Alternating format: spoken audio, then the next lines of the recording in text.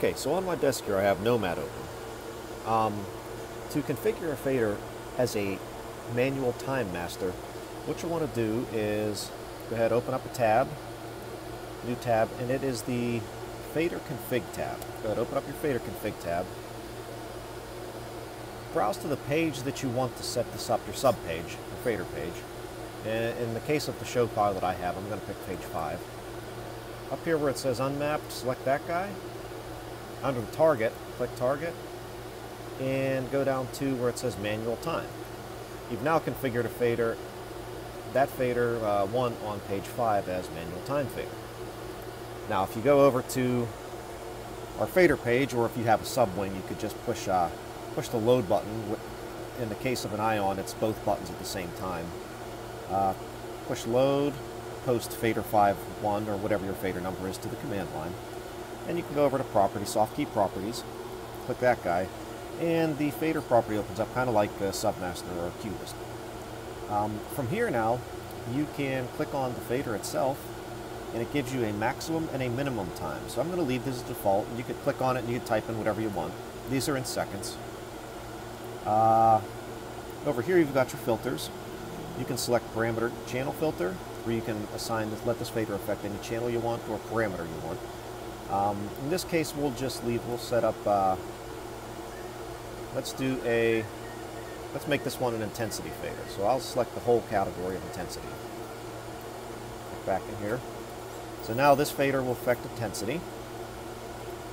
So what we'll do now is we'll make up another fader. Let's go to the second fader. Let's make that another manual time fader. Again, away here. Alright, so now you have another manual time fader. Click the load button on there. Backspace. Click the load button on there. Post 5.2 to there. Properties. And we'll make this one a color fader. So we'll just select, you could select individual ones if you want, individual parameters, or you could select an entire category from the category field. So by clicking color up top, it'll select all color parameters available on the console. So now this guy will control only color. Okay, so hit backspace to clear that out. We'll get rid of our CIA. We don't need that anymore. Alright, so now if you look at your faders, and this would be on the fader wing, you would see this in the LCD screen. As you push the fader up, you see the time go anywhere from 0 to the maximum that you have it set to. So we'll go ahead and leave this intensity one set to 3. Somewhere near 3. Then I'll go up here, and I'll type, for instance, channel 101 at full. When I hit enter, you'll see that the channel will fade up in that time that you have set.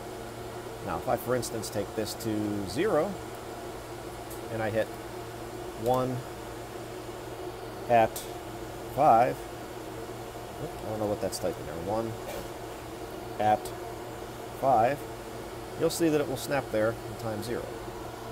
Now, the same would be for color. If the second one here is the one we assigned color to, if you had a color palette set up, or even if you used your gel picker, by changing this, when you select a new color, it will fade to that color in the time. And you can make another one for focus, or any other parameters or channel groups that you want. And those channels will respond to that time.